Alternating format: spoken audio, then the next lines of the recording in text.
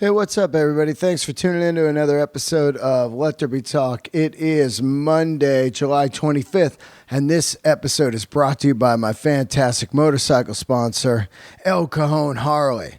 That's right. I keep telling you about them because they're damn cool. You need to get a Harley Davidson. Don't go anywhere else except to the San Diego area. Head down there. I don't care where you live. You can live in Oklahoma. Fly in.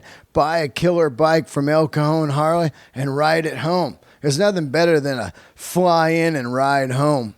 That's the coolest. Ride across country on your brand new Harley Davidson. No better way to get to know your machine. Get your bike at El Cajon Harley. Cool people, cool shop, cool California vibe.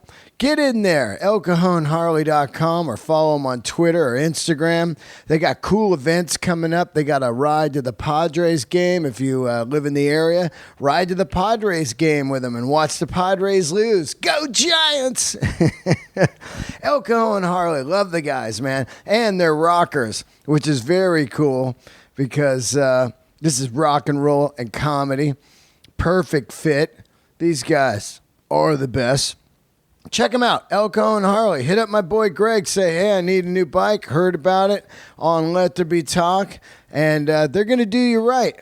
They also got a fantastic service department. They got an incredible deal on tires right now. And Harley Davidson has some amazing finance rates right now. You think you can't get finance? Think again. Hit them up. Say, hey, let's see if we can do this. Most people think they don't have a good score, and then they go, oh my God, I can get finance. Yeah. Don't sleep. Get yourself a Harley at El Cajon Harley. Everybody always asks me, where do I get a bike? El Cajon.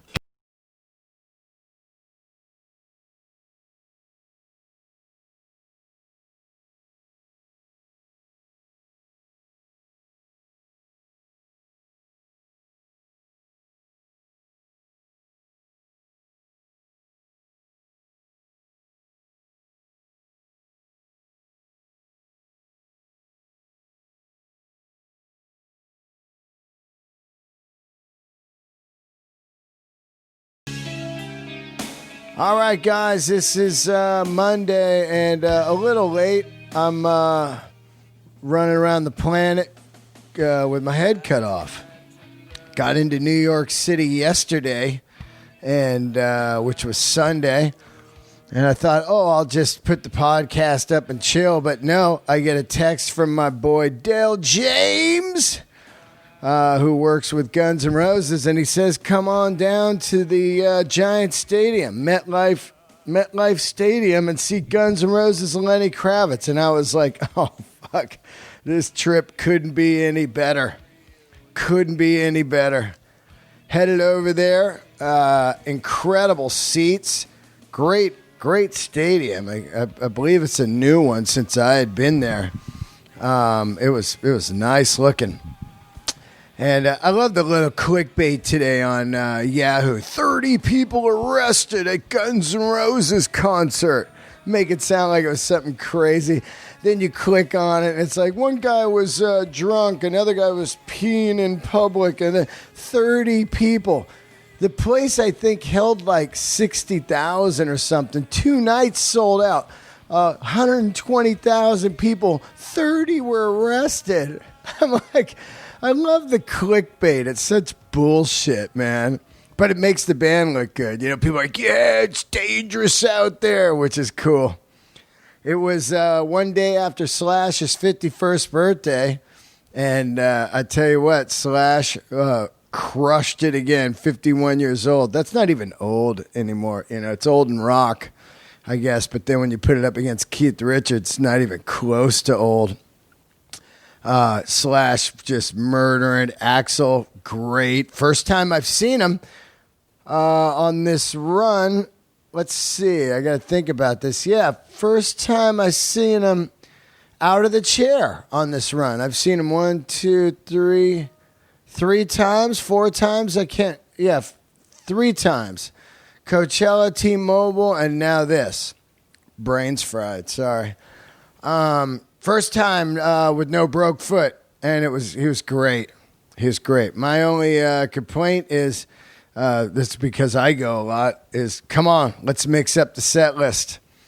I got that Grateful Dead, Mother Hips, Black Crowes thing where I'm like, or even Ryan Adams, I see he's mixing up the set list. But, there's no rule that says you got to play the same songs over and over on an arena tour. People love the band. They're going to go see it multiple times.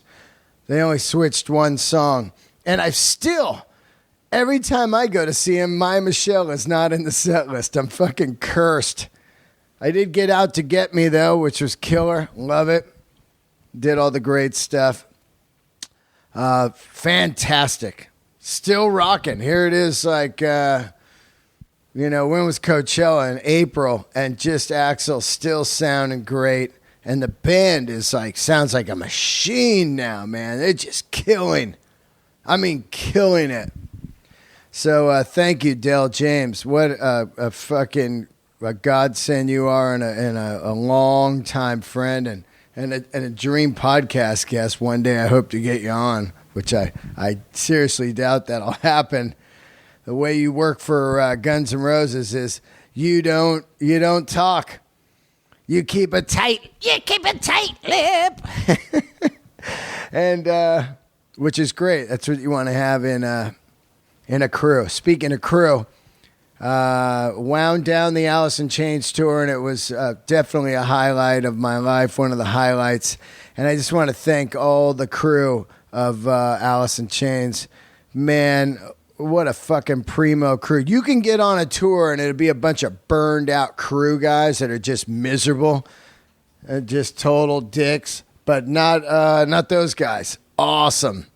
And just so fucking cool. So thank you, Alice in Chains, and the crew and everybody that was in the audience on those on that run. Hope to be back out on the tour in September. We'll find out about that. I'm in New York City, and I'm getting ready to do some shows. So everybody that's like, when are you going to do the East Coast? I'm here finally, and I'm gonna spin up to Toronto today to get a podcast guest that I'll talk about later. No, it's not Rush, but it'll be part of the Handmade series. But I start The Stand in New York City. It's a comedy club starting on Wednesday, and it goes all the way through August 5th. So Wednesday the 27th through August 5th. I'll also be at Gotham on August 2nd for the fantastic Juice Show. And I'm going to be out doing some podcasts while I'm here. Can't wait. I got Paul Cox is going to be on the show. Who builds amazing choppers, and he's a leather king. Also some other surprise guests. Today's guest is an absolute dream guest, and I just can't tell you how much I love this guy, and I always have since the day I heard Man in the Box on MTV. I was completely blown away by a band that could come out in the 90s and sound completely original. Two guys singing mad riffs, a four-piece band that sounded like heavier than anything I'd heard since Sabbath, and just complete molten, man. Just the sound of Seattle, I believe. A complete rainstorm. And the amount of tunes that this man has wrote is unbelievable. And I don't even think it's talked about enough how many hits are in their set list. Mr. Jerry Cantrell. And I want to thank him for everything, him and the band, like I said before. But Jerry, to sit down on the tour. The tour is a whirlwind storm thing to be on, and to be able to get a guy for an hour or so is just a godsend. So thank you, man. Especially, I know, he sings every night, so it's tough to go talk to someone for hours, like before you're doing a gig. I know it. But he's a hero of mine, and it was hard not to be a fanboy out on that tour. I had to control myself, and it was really cool. So sit back and enjoy the episode, guys. And don't forget, leave your reviews. I'm trying to get to 1,000 reviews on iTunes, and rate, review, and subscribe to this podcast. I love you guys. And last but not least, this episode's also brought to you by Earthquaker Devices. For all you guitar players tuning in right now, listening to Jerry Cantrell, get yourself a stomp box, a foot pedal, a rock and roll machine from my fantastic sponsor, Earthquaker Devices, hand-built stomp boxes out of Akron, Ohio. You play guitar, bass, keyboards, sing, anything. Run your shit through an Earthquaker device and sound like a rock god. Handmade, man, and cool people. Just like El Cajon Harley, these guys are comedy fans too.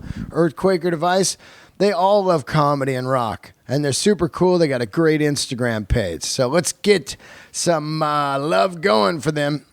Here he is right now, Jerry Cantrell. Candles lit. Yeehaw, check 1, 2. Yeah. All right. How are you, buddy? Another episode of Let There Be Talk. Great guest today, Jerry Cantrell. Thank you, sire. Wow, man. So great. First of all, thanks for having me on the tour.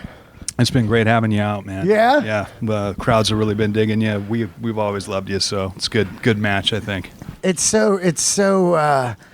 Tough to do, man. It's tough to do. It's tough to do open for a rock band. You can really, it's a hard crowd for some comics, so. And those rooms are massive. Like last night was really strange because it's so big that you can't hear the laughs. You can see their faces, but you're like, wow, I can't hear that. So, comedy's all timing, like music. Right. So I'm like, it's a give and take. So I'm going like, all right, did they stop laughing yet? And then you start the next bit, or else you just steamroll over it. Right. And wow, that room was crazy last night. You said you prefer seats than a festival floor. I do. Right? Yeah. I do for comedy, not rock. Right. Of course, We're opposite. Yeah. The festival is always better for greater energy. Yeah, way better energy. Yeah. Thanks for having me on the tour. I got the call. I was like so fired up. I try not to fanboy out on the tour because I've been a huge fan of the band since day one. We got history. Yeah. I booked the band at the Omni. Okay. Me and my boy Jimmy Arsenault. This is the greatest story. Like, there was a club called the Real Rock. Okay. And they are a new club, and they were trying to outbid the clubs we had, the Stone, One Step Beyond, and the Omni, on anything that came in to try to shut us down. So I was a huge fan of Alice in Chains, and they're coming, and Jimmy and I are like, we got to get them. We put in an offer, and then they tripled the offer, and we're like, well, we don't get it. And then that day, they lost their liquor license. And we get a call, and they said, hey, they just need a room to play. They already got the deposit. And this is pre-internet, cell phones, anything. We go, yeah, we'll do it. We just start calling guys. Yeah, we got him tonight. And Mookie Blaylock was on it. That's right. And that's the night I really... it changed me because it was just like it felt like a family thing. We're in there. There's our private show. Do you remember that show? That's cool, man. I mean, those first shows with those guys, were really special for us too. And they've been dealt such a harsh blow with Andy passing. Right on when the record came out, and it was a great record, and they're a great band. And for those guys to kind of regroup and find Ed and go out again. That meant a lot to us to be part of that for them, and as well as they have been there for us too. So it was such a. I was a huge Love Bone guy. Yeah. Holy shit! To say I was a huge Love Bone guy was like absolutely. Man, and then when he was gone, I was like, I don't know this guy, and we didn't know the tunes yet or anything. But of course, the record comes out and history's made.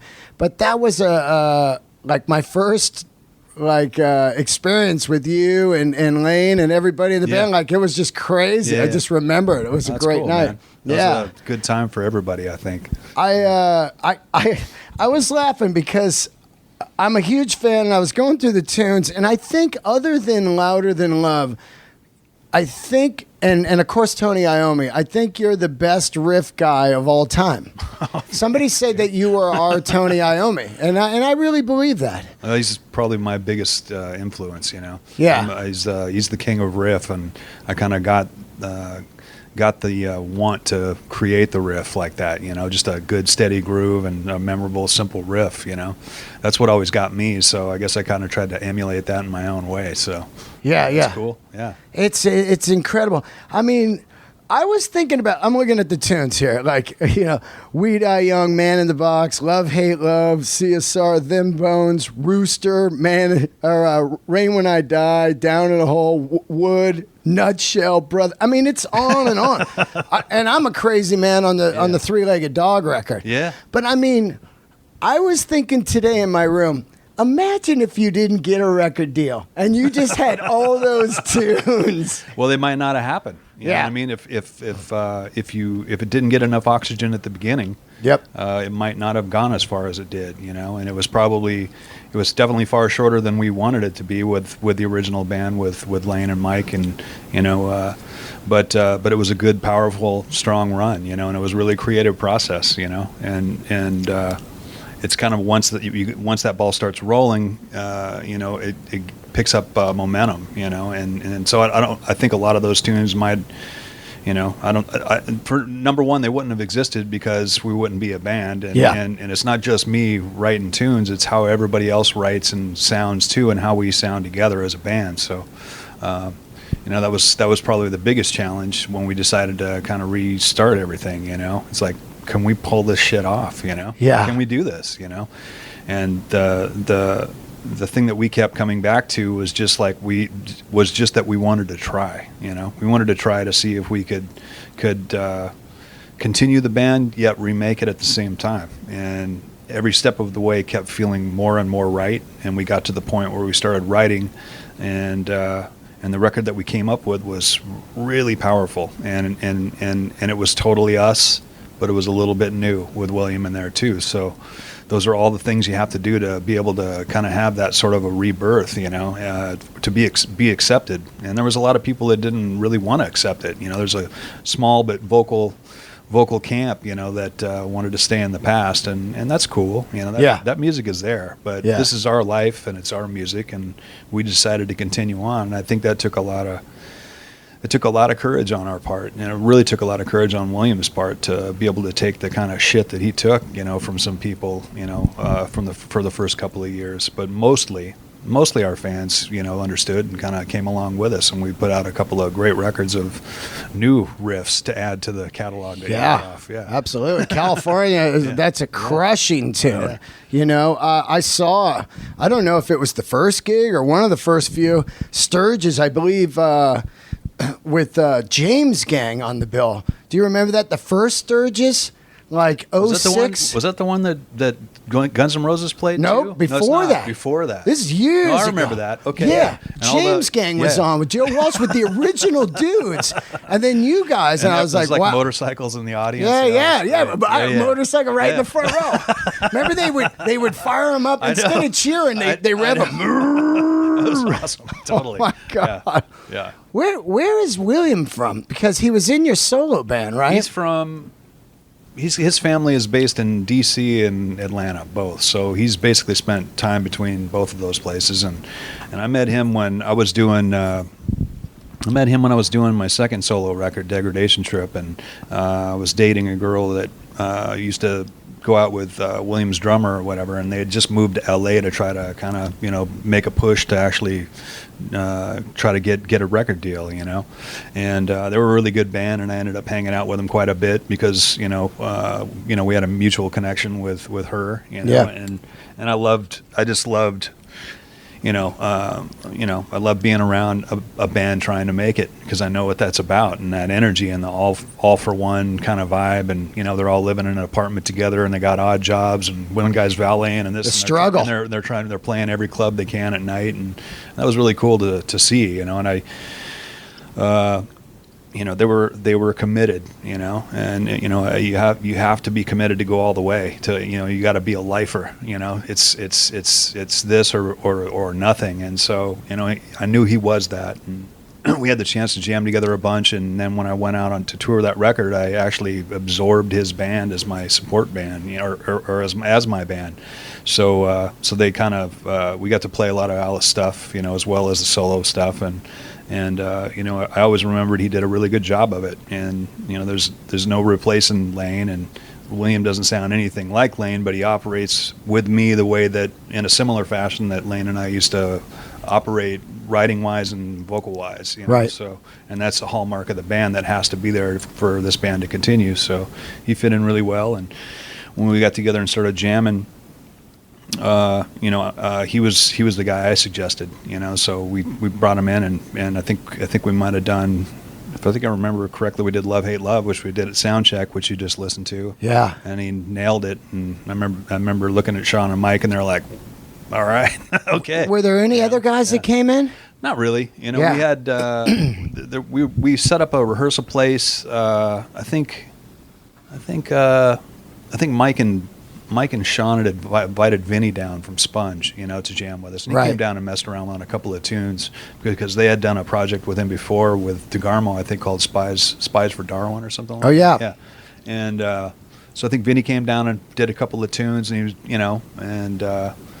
but we didn't really meld together as far as, it sounding or feeling right. And then William came in, and bam, there he was, So it's incredible. Since, I mean, the band sounds like a fucking record. I've been watching it like 6 nights straight, and I'm just sitting there going like, this sounds like a fucking record. Yeah. There's never a bad, not like maybe as a band, I know how it is. I played music, right. And you go like, that was okay or whatever. But as a fan in the audience, to me, every night it's like, wow, that was a 10. As far as like, it's flawless, you know? That's cool, man. Thanks. I once jammed with you, and I realized how hard the 2 singing thing was, which was very unique with your band, and no one was doing that when you guys started doing it. Yeah. And it really, I think Wood was the one that just lit me up. It was like, when that came out, It was like Lane's look, the 2 vocals. This is going to a next level. Yeah. You were singing, and I remember Billy Duffy brought me to Mates. You were going to do a cover thing at the Troubadour. Oh, yeah. And he goes, hey, man, why don't you come down, sing rehearsal, mate, learn these 20 songs. That's right. Yeah. So I come in, and we do Hole in the Sky, and I kill it because I can sing up in that range. Right. No, I remember that. And then you go, let's do Rain When I Die. And I go, okay. And I start singing, and you yell at me, you go, that's my part. And I was just done. Because I never, the voices are so killer that it's hard to pick which one. Sure. I just came in, is she willing? And you're like, my part. Yeah. I had the first lines, you got the second line. I didn't know, and then I realized, oh man, I'm out. I was just out. I remember I saw Duffy the next day. I go, so are we jamming? He goes, I'll let you know, mate. And then the gig with the Troubadour happened. I wasn't there. I always think, do you believe this? I believe that you're born with a map, as corny as this might sound, like almost a program map, maybe with artists, not people in a regular job world, where you're supposed to be doing what you're supposed to be doing, and if you get outside the lines, it pulls you back in. Because I feel like I'm a comedian now, and like maybe if I landed that gig or when I auditioned for Velvet Revolver, I just wasn't supposed to do that, and it kept knocking me out to get to the comedy thing. Do you believe that? Yeah, I feel that. I feel that. If you want to get metaphysical, we're all part of the same thing. So, on a bigger level, we're connected to everything that is or ever was. So there's an energy through all that, and I felt that. I've felt that throughout my career too. And even before I got to do this, I just had a strong obsession to do it. I was lucky enough to be able to kind of get it on the first go. You know what I mean, and get in fairly early. I started playing guitar and wanting to be in a band probably in junior high, Right. And by the time I was 21, I about 20, I guess. I formed the band with the guys, and the core dudes were the same. Yeah, even on the early glam era, you guys were the same dudes, or was it just no? That was a different version of this band, and it actually that's not even a great way to say it. It was another group of guys that used the name, right? That Lane had a band that was a glam band, and it was called Alice in Chains, like Guns N' Roses. So when I first met him, I met him at a house party, and I think I was brought there by his guitar player, Nick Pollock, who's a friend of mine too. And I had just moved. I'm from like Spanaway, which is a kind of suburb of Tacoma. So I'm from the south, around Seattle, and my mother and my grandmother had just passed away. It was a really bad fucking year. I lost my grandmother when I was 20, and 6 months later, my mom died, and then my house was sold, and I was on my own. And I was trying to figure out what the fuck to do. And Nick took me to this party, and I met Lane. And Lane worked at this rehearsal warehouse in Ballard, underneath the Ballard Bridge, and it was a 50-room fucking wharf. I love those places. And it was awesome. It was 24 hours, and he worked there, kind of running keys. So when bands would come in and out to rehearse, he'd open up the room, lock it up. And they did gigs. And he got a free room out of that. And we hit it off right off the bat. And he kind of, Nick had kind of told him what my situation was. And I was looking to kind of move up to Seattle. And he's like, fuck, dude, just move in with me. Just like, bam, that night. Wow. The first night I met the guy, he asked me to move in with him at his rehearsal place, because he knew I had no place to go. And, we became really fast friends. And he had that band with Nick. It was like a kind of a glam pop band or whatever. And I was trying to get something going, and I was kind of new to Seattle. I'd always had my eye on getting up there, but it's only 30 miles away, but it seemed like fucking forever. Totally. You fucking don't got a car, and you're fucking stuck in your fucking and no money. Your burb and no money. Yeah. So he kind of, I lived there with him, and I got a job doing the same thing. So we worked 2 shifts running keys, so we got free rent at the place. We had a couple of couches around the room that we'd sleep in at night, and then they would come in and jam and shit. And he ended up kind of inviting me to kind of jam with him a couple of times. So I kind of played second guitar to Nick or whatever, and I think I might even have done a gig with him or whatever. Wow.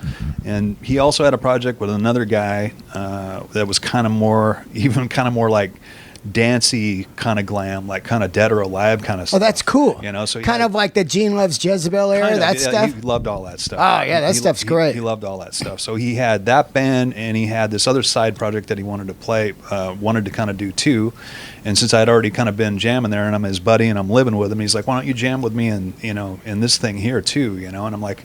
And he had introduced me to Sean, and I had already met Mike, and Sean and Mike had been friends since they were kids. So Sean and Mike and I were kind of jamming while in that room that Lane was rehearsing in his room with his band and another band that I was part of, right? So I made him a deal. I'm like, I'll play guitar on that band if you sing in this band. So yes. So basically, I had 3 bands going for about a month or two until the Dead or Alive thing fell apart, and then we were kind of, Mike and Sean and I were like we got to get this fucking guy to quit this other band because they fucking suck, and he's too fucking good. We got to fucking be in a band with this guy. Yeah. I knew it from the first time I fucking met the guy. I didn't even have to hear him sing, but I did. When I did hear him sing, he just had a unique voice, and I wanted to be in a band with him. I wanted him to be my singer, and I wanted to be his guitar player. So. I said about trying to make that happen, and we kind of gave him an ultimatum. He had a band that actually was doing some things and had a name around town, and we didn't. So he's like, well, fuck, I don't want to just quit my thing to join you guys. So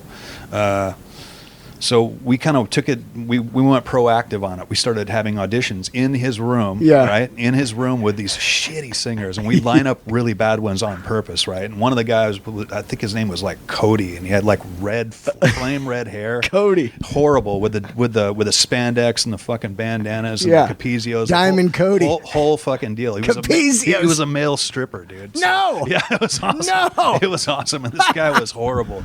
And we had him come into the fucking room and sing, and he was so fucking bad that after he left, Lane came down. He's like, dude, I can't fucking let you guys do this, man, to yourselves. All right, I'll do it. I'm like, wow. Okay. So he quit his band, and that was the end of that band.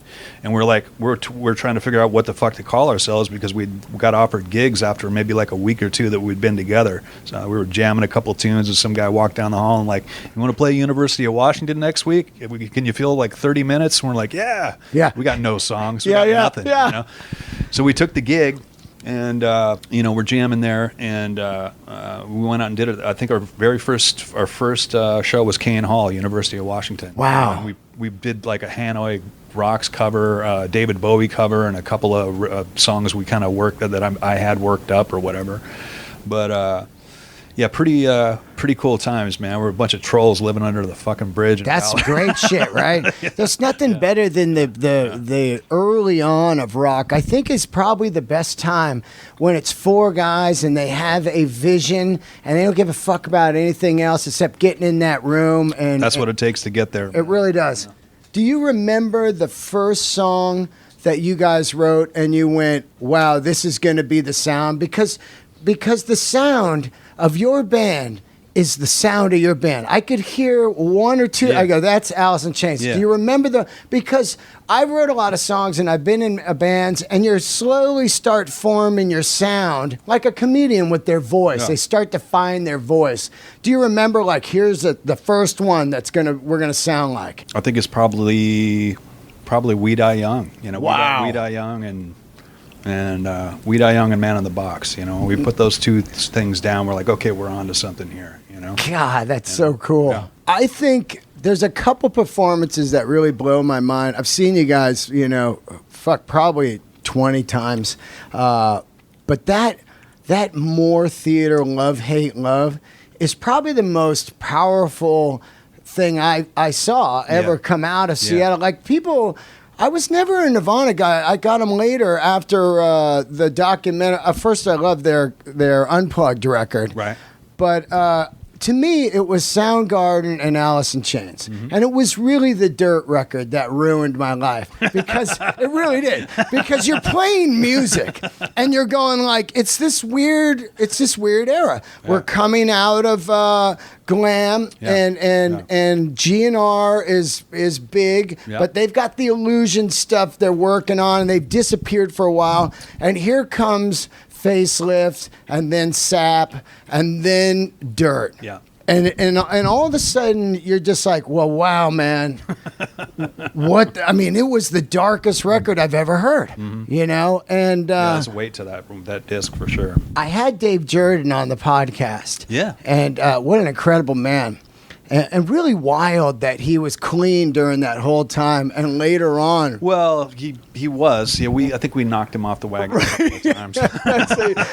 What a great man, though, Dave Jordan. I love Dave. Do you really? I learned a lot from him. Do you really think that he's part of the of that sound? Like, was he there going like, let's get these dark tones? I think what Dave was really good at, and if you listen to his work with Jane's Addiction and us and other bands, is he doesn't get in the way. And I remember, I can't even remember where we were. It might have been like the Cat House or something, one of those LA clubs or whatever, in like, 89 or whatever. And we were down there trying to find a producer, right? And we met three guys in one night at the club. One of them was Rick Rubin, one of them was Dave Jordan, and I can't even remember the other dude.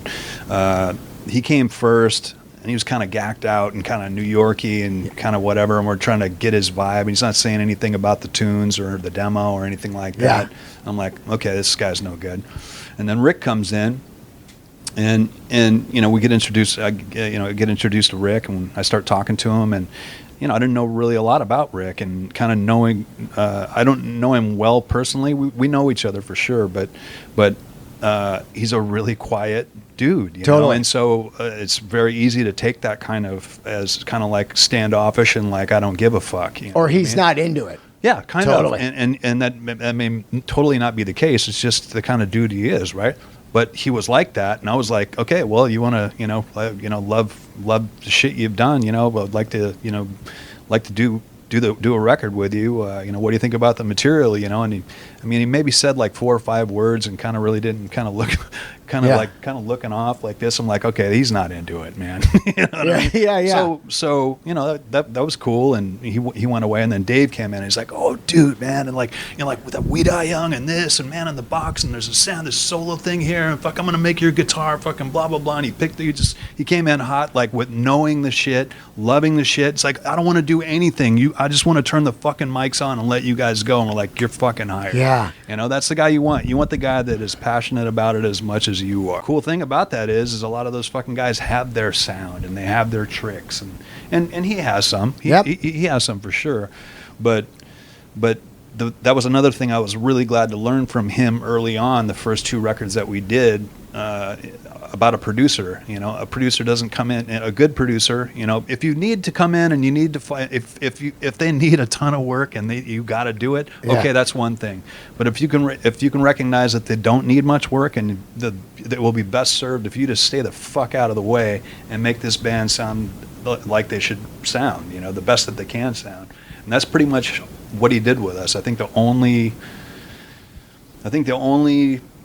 songwriting change he made, the only one on everything was laid out the way we did. We were really confident in what we wanted, but I think there was a modulation in the solo of Confusion where it goes up a whole step. Right. That was pretty much his only musical change. Everything else is just how it was. You know? Wow. So, and he just made us sound fantastic. You know. I remember he said he heard some early demos, and there was a couple of the tunes, We Die Young and Man in the Box. Yeah. And then there was a few that that didn't make the record, and he was like, yeah, write some more tunes or whatever. And he said when you guys sent him another demo, he was like, holy fuck. Right. And he said he couldn't believe it, actually. He popped it in, he was like, wow. Because usually when you tell a band that, they just throw back some more. Like, and he was... We were motivated. Yeah, definitely. We knew you talked about earlier when we first started about being on the right track, and you could feel that, and it was a really cool thing in our city because not just with us, but you could feel it. You could, even the whole world didn't fucking know,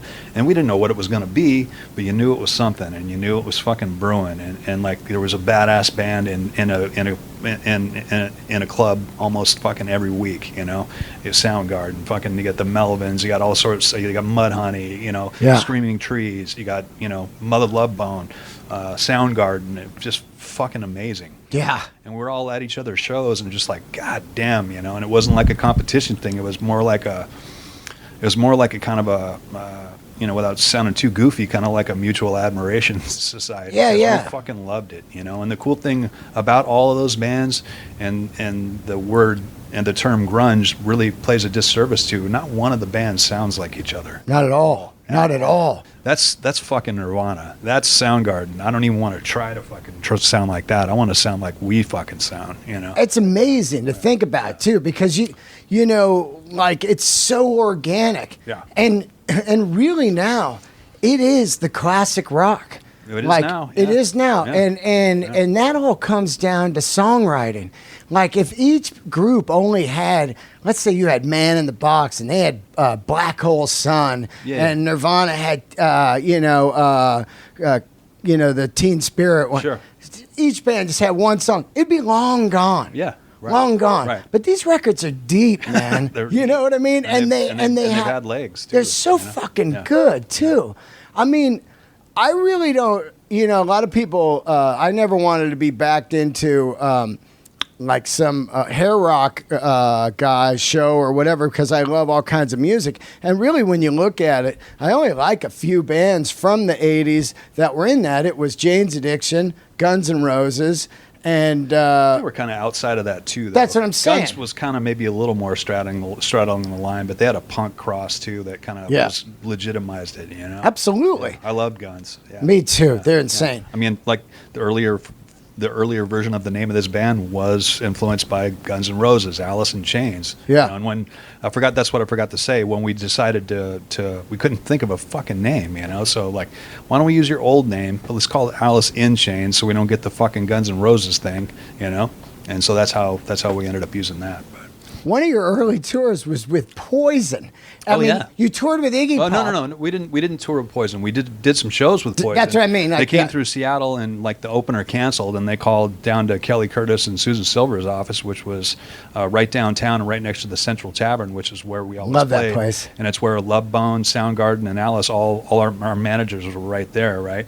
And the call came in and like, hey, we need a band to play the fucking arena tonight, opening for Poison. Wow. I think all the other bands fucking declined, and we're like, fuck it, we'll play. Yeah. You know, and we always kind of had that attitude where we didn't give a fuck. We just wanted to get on stage and get in front of people, and the more big stage experience we could get, we knew was better for us in the long term, so that we could be a big stage band. Yeah. You know, playing arenas and shit like that. And so we took it. We went down and we fuck yeah, we'll play the fucking arena. I don't care if it's Engelbert, Humperdinck, fucking Poison, Slayer, it doesn't matter. And we played with them all. We did that show, and the first tour was we did a month with Extreme. Oh, wow. And then we did a month with Iggy, and then we went and did a summer with Slayer, Anthrax, and Megadeth, Clash of the Titans. I never forgot it. And that's when Man on the Box hit. And Lane has the broke leg on that, right? From the ATV. Is that tour? I'm trying to think. I remember. I think that might have been Dirt. that he broke Dirt. his leg. Yeah. Yeah, I saw Clash of the Titans. Yeah, you wrecked on the four-wheeler behind the stage. Yeah, I remember But he came out in a wheelchair, angry chair. He didn't miss a show, and you know what's really funny about that? He didn't miss a show at all. He played with a broken foot that night on crutches and just kind of singing at the mic. Went and had surgery the next day, put a couple of pins in his foot, pretty much the same break that Axl had at the beginning of this tour. Yeah. Right? And you just gotta roll with it and make it work, and especially back then your band's up and running. He did, and he kind of had that kind of dark, kind of creepy insect kind of vibe anyway, just as himself. So we put him in a wheelchair, and we brought all this dressing room furniture. We'd put like a little living room out there, so we had like places to go, sit on the couch and sing. And he played it up and went with it. And that was another thing when we got to do those shows with Guns N' Roses this year, when Axl fell at the Troubadour and broke his fucking foot, pretty much the same break. Yeah. And the fucker, he fucking dealt with it. What do? Dave Grohl comes in with the fucking throne that fucking he had to ride while he broke his fucking foot. And he did it, Unbelievable. And in a weird way, probably starting that thing up again. Okay, now you're really limited. You're here. I'd never heard him sing better because he was just, you just all you can do is sit there and focus and sing. And it's not that the guy is fucking wild or a bad singer anyway. He's one of the best and one of the most consistent I've ever heard. But I remember I was talking to Slash and Duff about that. The same thing happened to us with Duff or with Lane, and we rolled on with it just like they did too. Yeah, Axl sounded incredible in the chair. No, he sounded really good. I mean, man, I think that band's playing fucking great right now too. I think that taught him a lesson too, where you don't need to run around, to fill the arena. Like, I think he could see the power in, I could just sit here and sing. And then once he sees that, he can make it half and half. I'll run a little bit around now, but I'll also, because man, I saw him sing a couple nights ago, and it was fucking blowing my mind. Yeah. It's just insane. Like, he operates in that fucking zone that's really tough for guys who are our age, man. Yeah. We're in our middle age now, man. 50. And you're one of those singers because you did fucking Hole in the Sky and you fucking nailed it. Yeah. A lot of guys can't fucking keep that going in their fucking 50s and 60s because it's just fucking impossible to do. Some guys can. There's very few, and he's one of them. Yeah, I think that when you're tracking your first record, you're not thinking, 30 years when I'm singing Night Train, loaded like a freight train. He's not even thinking that. He's thinking tomorrow when this comes out, I'm going to sound badass and high as fuck. I'm going to, But he's one of those guys that has kept it and will be able to operate that way for the rest of his career. Chris Cornell's another guy like that. He's probably better now than he's ever been. Man, I mean, that guy, there's like 5 singers, I think, that really could do. We lost Dio, but it was Cornell. Axl could sing the shit out of it. There's a few guys, and Brian Johnson on the last tour before he stepped down was singing better than I seen him sing in 20 years. Okay. I really could not believe his vocals on this last tour. Yeah, and I think a lot of it. AC/DC. That's probably my favorite rock and roll band of all time. Oh, right. Yeah. Is that? I was going to ask you that. I've had a lot of guys on the show, and I always ask, what their gateway was, and usually it's Kiss or Zeppelin. Was it AC/DC I'd for say you? it was probably AC/DC for me, but even before that, before I discovered guitar rock, I was a huge Elton John fan. So that was my gateway into like, I want to do that. I want to write songs, man. You know, that kind of got me from an early age, even though I didn't know what the fuck they were talking about in the lyrics most of the time.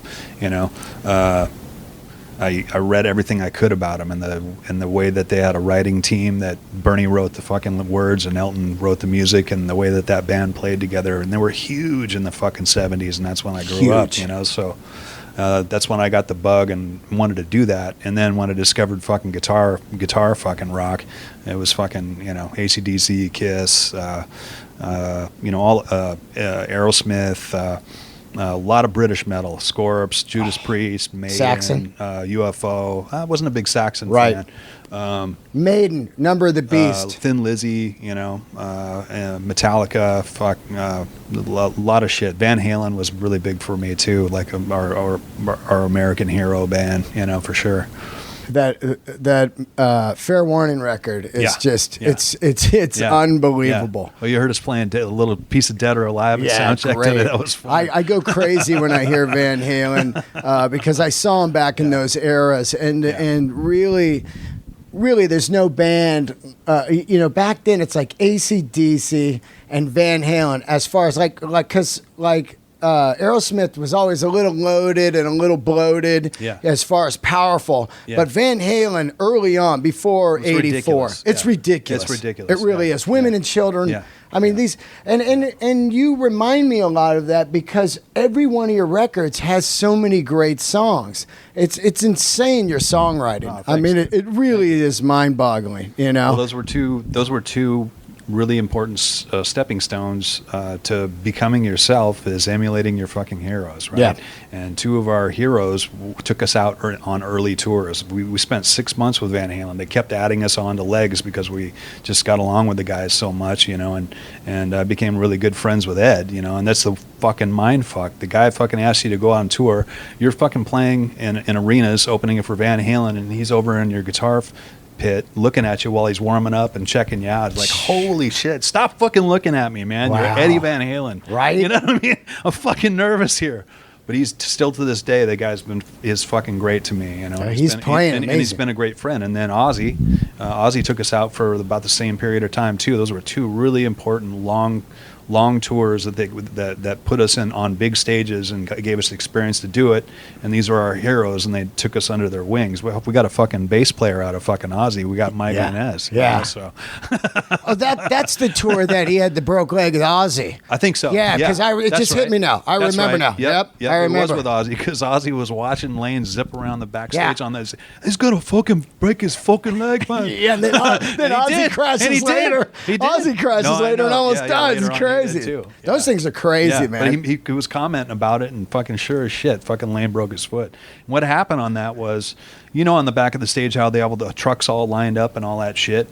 And he was zipping by, and he turned around a truck, you know, to make the corner, but it wasn't the corner. It was just a dead end between two trucks, and he knew he was going to hit the wall. And he just kind of panicked and he didn't know where the fucking brake was, and tried to get off the thing, and it ran over his fucking foot. But he played the fucking gig that night. Unbelievable. And had surgery the next day and didn't miss a gig on that leg. So I loved his SG, the 3 pickup custom with the brass hardware and the red. Sure. I love that. Yeah, there was a lot of things about Lane that I just thought were so original. He cut his hair up. He had that slick back hair. His look of like that leather kind of trench. And before that, he was kind of like the dreadlocked kind of scarecrow looking dude, you know? Yeah. But his look, and really on the Again video, I think it is, where he almost is Rob Halford with a full leather outfit. Yeah, the drastic plastic. That is so fucking dope, though, man. Like, I'm like, wow, he's like Rob here now. He always kind of had that vibe, and he was always, you know, nobody's getting as much a chameleon as Bowie, but Lane definitely was a chameleon and would change his kind of outward persona a lot, and it was kind of cool because he always had a sense of style about it. Right, you know? he was shit that you wouldn't think would work, and like, fuck, fucking looks cool, man. Yeah, man. He to me, I always felt was like the inspiration for Drugstore Cowboy. The look of Matt, you know, because the trench, the slick back hair, the shades, you know, it's such a look. It was one of her favorite movies back then. God, I love that movie. Isn't it a masterpiece? It's still great. It's still great. It really is, man.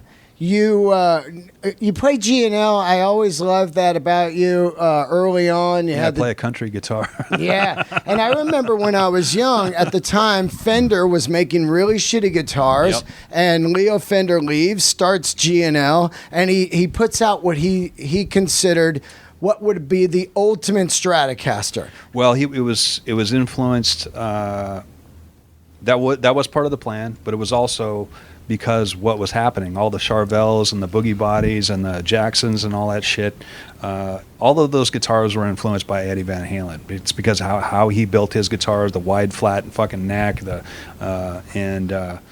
was his response to get in that game of those types of guitars, and that was all started pretty much and innovated by Eddie. And there was a company called Boogie Bodies that was in Puyallup, and that's like the next town over from me. And I used to hang around there and like sweep up sawdust, you know, a couple of days or whatever, to try to just kind of sniff around somewhere that Eddie Van Halen got his necks from. You know what I mean? And I remember Len Ellsworth had me sweeping up sawdust for a couple of days, and you know, he gave me a template for a guitar, and he says, you know, I built it in wood shop, and then I needed a neck for it, you know, and he planed it all down for me and all that shit. I did the basic part, and then he did the refining and the neck joint cut, and then there was a box of necks that was going up to Ed, I think the next day, and you know, and I'm just looking at him like, those are fucking Eddie Van Halen's necks. They're like crazy, you know, they're right there, you know.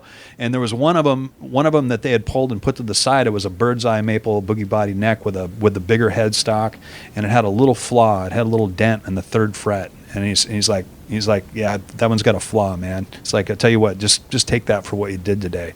So I took that neck, put it on that guitar that Lynn gave me the cutout for, and he put the guitar together for, and I still have that guitar. It's one I made in wood shop. Yeah, no shit. With the neck that was supposed to go to Eddie Van Halen. So yeah, but the G&Ls are kind of styled to be within that market, to be appealing to what was happening at the time. And I moved to Dallas, actually, a town just outside of Dallas called Garland. When was this? This was I graduated in '84, and I lived with my mother and my grandmother, and they gave me the option, like, look, you can either work or go to school. If you're going to live here at the house, you're 18 now, so get a job or go to school. And I'm like, well, if I go to school, that's more time to play guitar, and I don't have to fucking work as hard, you know. So I went to Tacoma Community College for I think about like the first semester, and I had a band together with my buddy Vinny and this guy from Texas, James, the drummer. And he was always fucking blabbing about, man, we should fucking quit college, man, and go down to fucking Dallas and play the fucking rock bars down there. Fucking, then if it doesn't work out, we can go back to school. You know, my dad's got a fucking insulation company down there. We get jobs and shit. We'll take a year off. Insulation company. He's always winding me up and shit. So he's winding me up again, and we're in class. We're taking a fucking test or something. We're in the same class at the community college. He starts going on his thing, man, we should fucking quit college and blah, blah, blah, and this and that. And I'm like, all right. So I fucking get up, pick up all my shit, walk up to the front of the desk. I mean, I had all my books for the day or whatever. I just left all my shit on the teacher's desk, and he's like, what's this? I'm like, I fucking quit.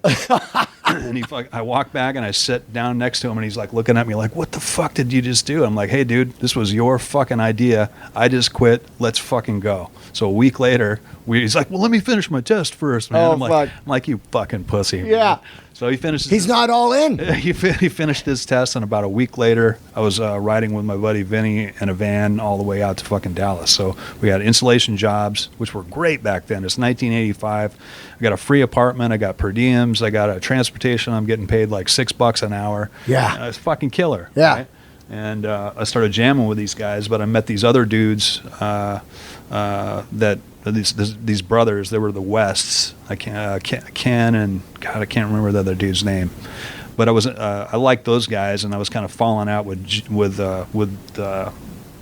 my drummer that I'd moved down there with, and these guys were kind of more into Maiden and kind of Priest and shit like that, and that was a little bit more what I was interested in. This guy wanted to play like blues rock. I'm like, I'm not into that, dude. Yeah. So, but both these guys, they worked at a music company called Arnold Morgan Music in Garland, Texas, and they both had G&Ls, and I got to play them, and they're like, fuck, these are killer, man. So I got a job after I left these guys. I started jamming with these dudes, got a job at the music store, started playing in their band, and worked off the first 2 original G&Ls, which I played on pretty much every record, the one with the girl and the No War. And I remember buying those, you know, and I've had those since the get-go. Was that the paint on the honeycomb one, the famous one? Yeah. Was it cream colored? Yes, it was just a straight white guitar. Well, and it turned cream from patina. Yeah. Because I remember the one in the store I was at, they were expensive. They were big money. I think they were like $800 back then in '84. This one was candy red, and it had that special tremolo and those pickups. Yeah. And I was like, wow, look at this fucking thing, you know? I mean, to me, it was like state of the art, you know? It looked cool. It played well, but I kind of found early on that there were a lot of flaws to it, and I fixed them. One was the pickup, and it wasn't high powered enough to be able to do it. So I put a Jeff Beck Seymour Duncan in that thing. That was the first modification. The second one was the locking nut was in those 3 little kind of separate plates with the screw, and they'd fucking break all the time. You know, after like a month or 2 of wrenching on them and shit, they just snap in half. And I got tired of that, so I fucking had somebody put a Floyd Rose locking nut on it. Right, so I got a Floyd Rose locking nut on it. I got a Seymour Duncan in the pickup instead of the stock pickup that they gave us. I can't even remember what it was. And then the other flaw was the Kahler was, you know, which is, you know, it's a good tremolo system, but it's nothing compared to, you know, a Floyd as far as being like right on the spot. You know, it's a little wanky, but it's just what I got used to playing. And it was top mounted on the guitar, so when you went down for the full dive, that low E would always come off the fucking saddle. You know? So what I did was I took the outline and then routed it, so I countersunk it, so there was less kind of what do you call it, like kind of loose string when you went down, and it stayed in the fucking saddle. So those were the 3 mods I made to the guitar, and when they remade did the anniversary edition of the guitars, we made them with my modifications with the Floyd Rose nut, with a Seymour Duncan, and that's amazing. Countersunk Kahler. But you know, you mentioned that guitar, and you know, Eddie Van Halen, again, I can't stress this enough, how important this fucking guy is, not only for his playing, but the design and the tinkering of your guitar. His artwork is fucking identifiable. Totally. I wanted to be that too, you know. I mean, I wanted to have I wanted to do my little artwork piece. So that's where the checkerboard circles within squares, and the girl from the porn mag. Did I show you that? Yeah. I got her out of a 1974 May edition of Wii, you know, which some girl sent me the other day to sign, and I sent it back to her. Wow. And the circles within squares were KISW rock stickers. It was a round sticker, and I went down to the Squire shop at the fucking Tacoma Mall and took like a stack of those fuckers. So there was one big sticker in the middle, and then 4 little tiny circular stickers in the corners. So I took the circular parts out, cut the squares, and then I just kind of patchworked them across to make the pattern. That's crazy. And then I cut out the rock from KISW, which was our local rock station, and so it just said rock right across the middle, right? And I used that, and then put the girl on the tailpiece, and I always kind of loved pictures of the old warplanes where they'd put chicks on the planes and stuff like that, kind of saucy kind of babes and stuff. So that's was like the kind of inspiration, I guess, to put her on the tailpiece. You know. So, to me, I always thought it was a honeycomb, like a bee. You know. That's what I always thought it was. It's just stickers. And even when I see the Breaking Bad scientist thing, the breakdown, the chemical of meth, that's the Breaking Bad. Yeah. It reminds me of that, you know? Like, right. It's funny. I always thought it was just a bumblebee honeycomb. But you're right. It was such your look, you know? You told me recently the body has a crack all the way across. You retired it. Yeah, it's got a little thin hairline crack. Not enough to damage it as far as playing it, but as far as getting bumped around on flights and trucks and shit like that, I retired it. It's at home. Yeah, I busted out for records. That's it. Yeah. So great. Yeah. Another memory I have of you guys is, and I think, first of all, I think the 2 pivotal tunes for me that really blew my mind was Wood, and the other one was Rooster. And I was always obsessed with like Apocalypse Now and Vietnam films, but really Apocalypse Now. Yeah. And I think the Full Metal Jacket was big for Full me, Metal too. Jacket, great, man. I love Kubrick. God, right? Yeah. I went to the Kubrick thing in LA where you could see all of the sets and everything. That was incredible. The Full Metal Jacket one was insane. Just that whole thing. Pile, you piece of Arlie shit. Army was fucking awesome in that, man. Wow, man, unbelievable. He is that guy. He was that guy. Yeah. You know, so. But the Rooster, I remember being at Lollapalooza Shoreline. The sun was just fucking dropping down. Yeah. And you guys dropped the video and came out and opened with that. And the video was going and the sun was coming down. Yeah. And I never forgot how powerful that was to me. Yeah. The lyrics are unbelievable and the tune is unbelievable. Oh, thanks, man. Yeah, I mean, that's one of our cornerstone tunes, and I'm really proud of that for a lot of reasons. Mostly personally for me, it was, my father did multiple tours in Vietnam and also brought a lot of his experience home with him, like a lot of soldiers did. And I think that greatly affected our family. I think it splintered it apart.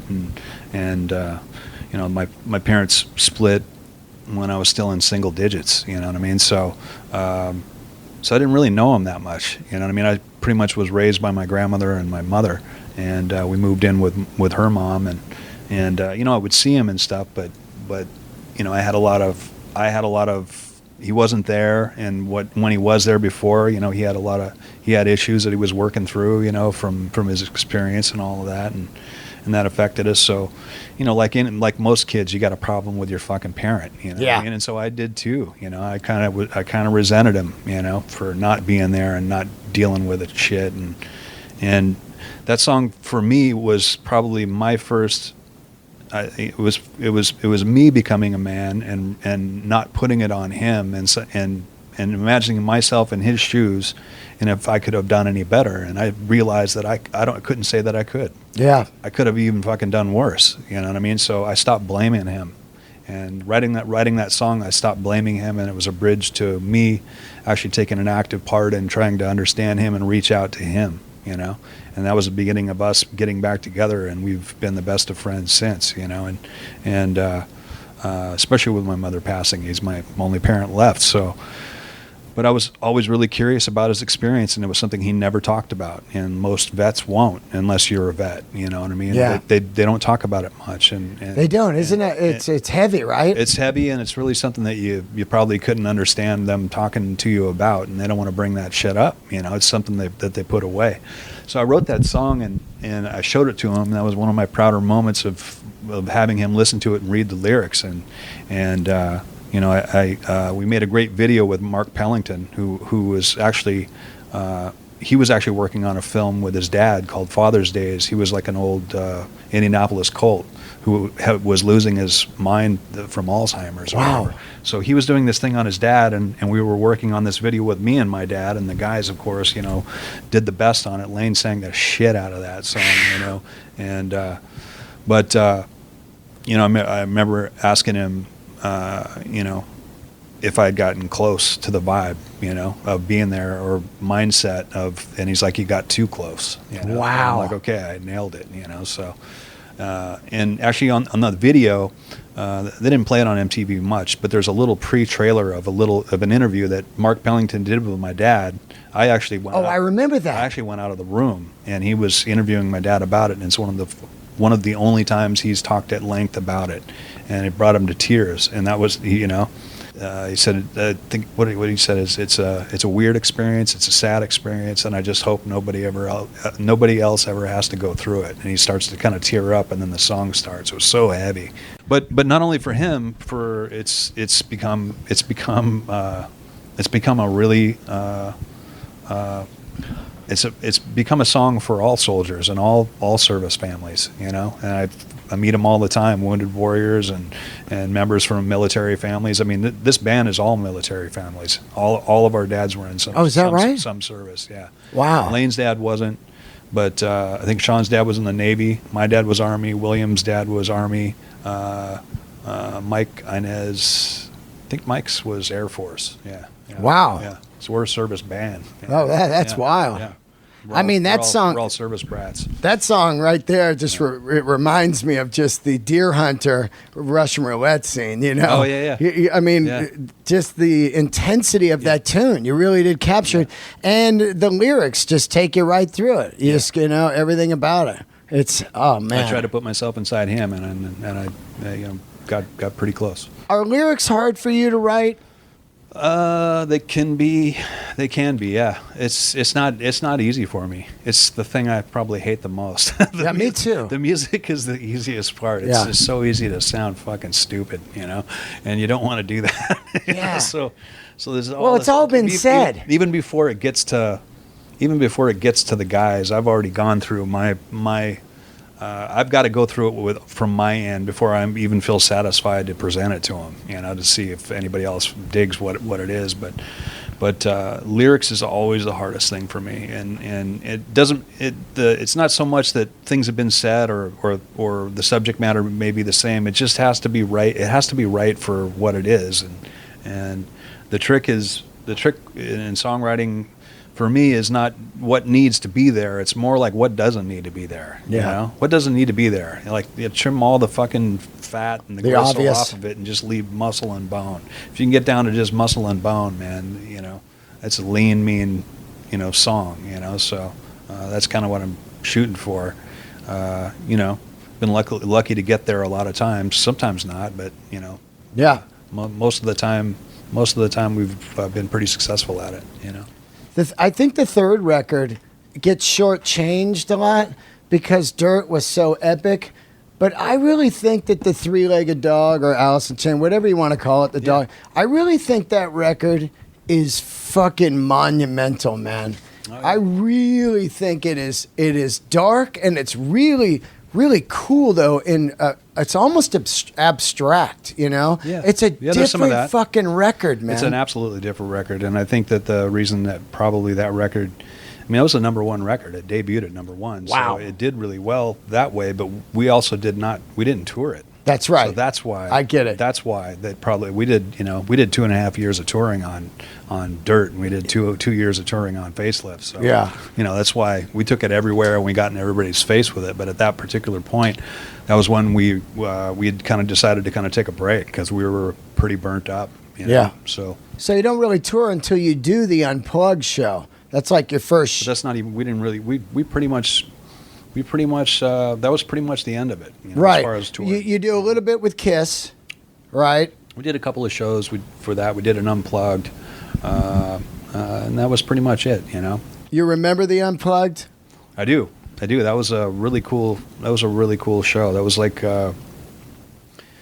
It's one of those things that you shoot for when you're a performer like yourself or me, and like you're shooting for that. You can never plan on it. You can never guess when it's going to happen, but when those magical kind of things. You just can't do anything wrong. You know what I mean? Right. You're just in sync, and it's all cool, and it's powerful, and that's what that gig was. It was like a perfect day. It was a perfect day and a perfect experience, and the banter back and forth between us and the audience. It was just fun. Yeah. It was like everybody was like in our rehearsal room. And that's one of the records that people ask me or comment to me about a lot is that record. So yeah. Oh man. Yeah. I really love how it opens because it's like you're out there and then I think Mike walks on and then Sean comes on and then the extra dude.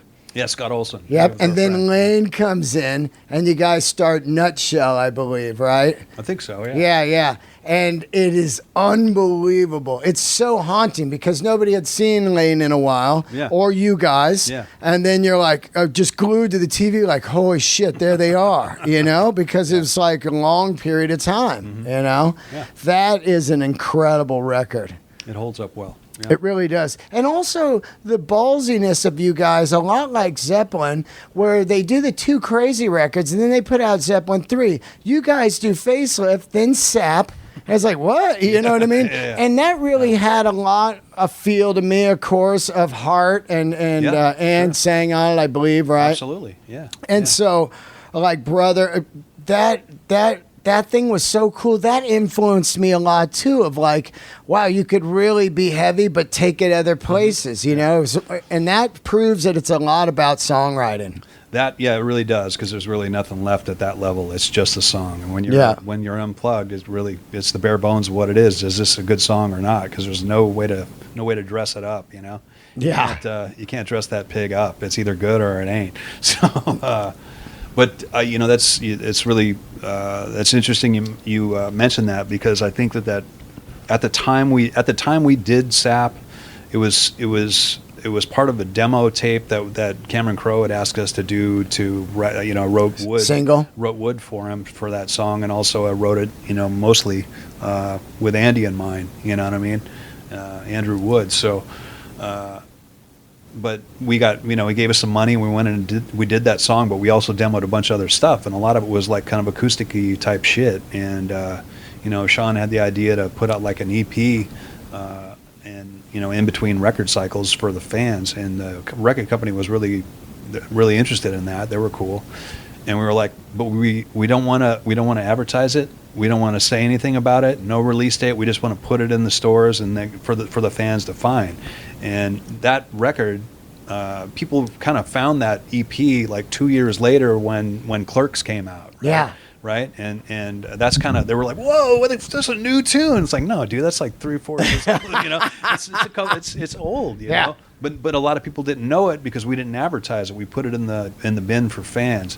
But it was really important in the kind of really opened the door for us as far as limitations to be able to do whatever we wanted, because we did a really heavy record, and we came out with our debut, and then we do this acoustic thing, and some people were like, "What the fuck is this?" You know? I remember we were playing a benefit for I think it was for Norwood, who went to go get Kendall when Kendall flipped out in Fishbone or whatever. He was facing federal charges, and we played that, and I remember people were like throwing ice at us and shit. Fuck! They're wanting us to play like Man in the Box and We Die Young and all this shit, and we come out playing SAP, But it was important that we did that in the long run, because it opened us up to be able to pretty much do whatever we want. Well, that's fucking what I always say. We're not just a metal band. We're not an alternative band. We're not a rock and roll band. We're not an acoustic band. We're all of the above.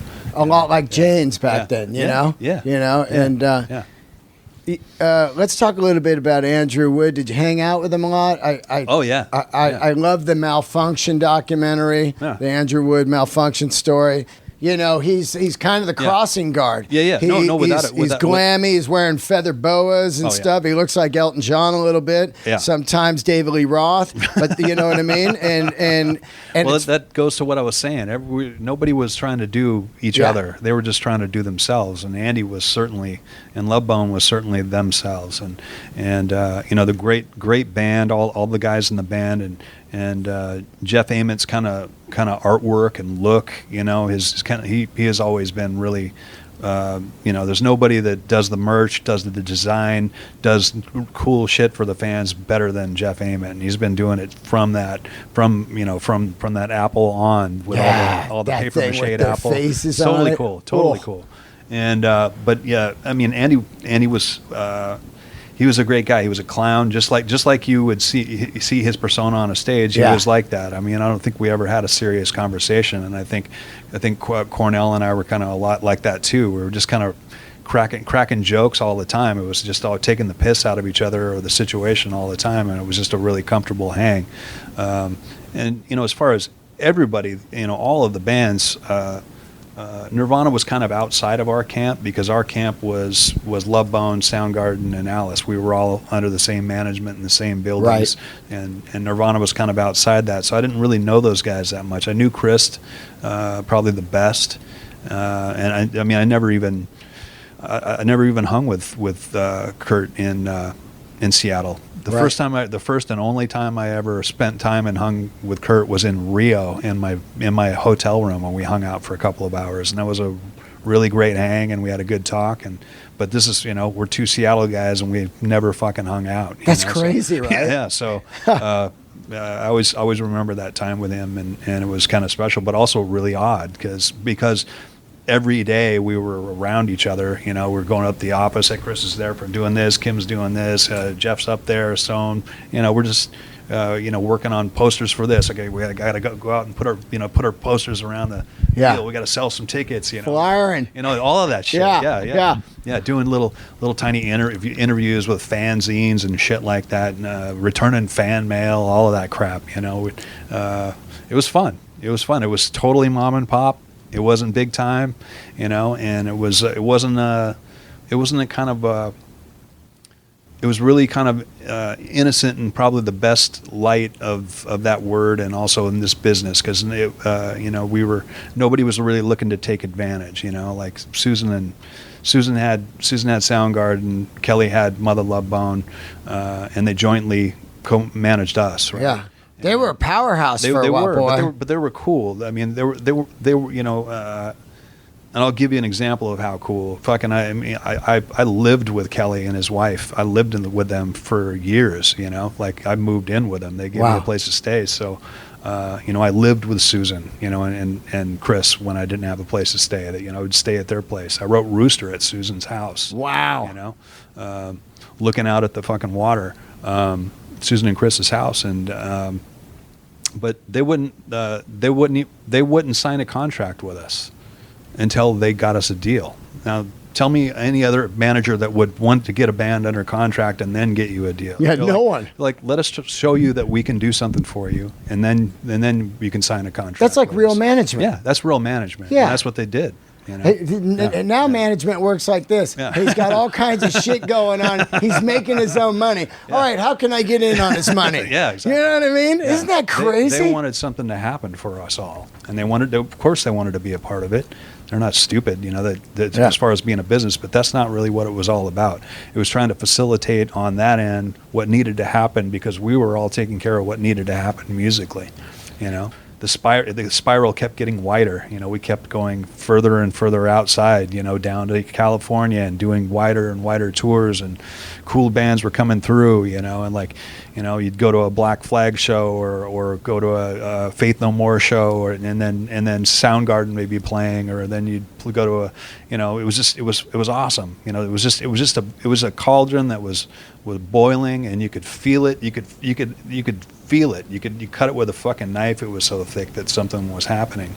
And then there's not anything more validating in life when you, like, going back to what you said at the very beginning, when you feel like you're doing what you're supposed to be doing. This is what I'm here to do, and I'm doing it, and it's fucking happening. It's a really cool fucking thing, man. It's something I wish for everybody, that you find whatever it is in life that you love to do, and you can be successful at it, you know. It's insane. Yeah. I'm obsessed with the Seattle scene. It never got old to me, and it's insane the songwriting that came out of there. It's all you can think about. Yeah, great bands, great songs, great singers. Great singers. Temple of the Dog. Now they just announced a tour. They finally got the masters back. Temple of the Dog. It's just here we got something that's like a one-off, and there's fucking 7 great fucking songs. You know, it's just insane. I just saw Lanigan doing his 2-man show with his guitar player, who's just at the Roxy. Fucking great. God, I wanted to see. No, we were on the road. Oh yeah, we were on the road. He's been doing it for a while, but that's another guy. God, his voice is so. His voice is amazing. Incredible. It's so amazing. Yeah. He Hanging Tree. To me, is up there like with Love, Hate, Love. It's so haunting on the Queen's record. Hanging Tree. You're just like, what the fuck? It's so sincere, and so everything in his voice is earned. You know? Yeah, he's our Tom Waits. It's earned. Absolutely. He's our Tom Waits. Absolutely. Yeah. I really believe it. I had him on the show. Yeah. I want to ask you one more thing. I know you got to go, and I got to go too. You got to go on. I'll ask you 2 things. Yeah, this is my last date on the tour. Yeah, and thank you so much, man. Well, you know, luckily we could do it at these posh accommodations at the Trump fucking bullshit casino. Oh, you know what's amazing about this place? What a piece of shit the Taj Mahal is. Yeah, well, hey. welcome America. This is what you're going to get. This is what he's going to turn it into. He's got his name on the top of the biggest piece of shit. There's you know stains what I mean? all over the carpets. It's crazy. All of the light fixtures are falling off. Hey, man. You can't even see through the window. It's so dirty in your hotel room. And here's the best part. Yeah. It's not even real furniture. It's lawn furniture. It's crazy. Cheap lawn furniture in your fucking room, dude. I don't even Smells have like blankets. Piss and smoke and it's I don't horrible. have blankets. You know what? But don't forget, did you get the mirrored ceiling? Because I got that one. Oh, I got the mirrored ceiling over the bed. Dude, it reminds me of a hotel on Scooby-Doo. that they're going, Zoinks is haunted. Everybody that wants to vote for this guy, I'd like him to come here and stay the night at this hotel, because that's what you're going to get. That's what It's unbelievable. That's what you're going to get. I tell you what, man, you got some more tour dates, and I'm looking forward to getting on those. Now, We can do it. We can do some more, man. man, I'll do it. I'll do it. Yeah. And you're out right now, and you must go see this band. It is fucking powerful. And I'm not saying that, but I've been a fan all my life, dude. And I like I said, I didn't want to fanboy out. I do think we're playing pretty well now. But every night I'm out there and I watch it and I just lose my mind. I want to ask you one question. Is there any song that you won't do now that Lane's gone in the group now? There's nothing we would do subject matter that we won't do, but there are a couple of tunes that we just, we've tried them and we played them before, but like I Stay Away is pretty tough to do without a fucking orchestra, because that's what it's recorded. Oh yeah, yeah. That's what it's recorded at, and there's nothing that we wouldn't play because of he's not here. But there are a couple songs that are difficult to pull off live, so we don't. That's one of them, and I don't know. Sick Man's another. We've attempted it a few times with my hand. I've just never been a fast picker. That was my one attempt at trying to be like a Hetfield or something, and my hand just doesn't work. That guy's a god, huh? No, he is. He is. The two greatest rhythm guitar players in the world, James Hetfield and fucking Malcolm Young. Absolutely. Yeah. Absolutely. I never get over Injustice for All to me. Yeah. It's just because that song is difficult for me because it was at the top of my top of my game back then just to get it right, and it was a bitch then, so now it's really my hand just doesn't work that fast. That's badass. Well, I thank you for having me on the tour, and I think it's down to that night you saw me at the Nokia, and then it was like I saw you guys and I was like, oh, I had a good set, thank God, and then it was really cool. You got a favorite comedian? Oh, it's my favorite comedians. Yeah, I'd say Pryor, Carlin, and probably Eddie Murphy right after that. Yeah, so great. Yeah. Well, thanks for having me and thinking outside the box of having a comedian open, man. That's a lot of people wouldn't do that. Cool. And it's really a radical experience for me of standing in it and taking it, Cool. Thank you so much. Glad having you out here, man. Hopefully we can do it again. God, I'm in anytime. Make the call. Cool. Thank you so much. See you guys.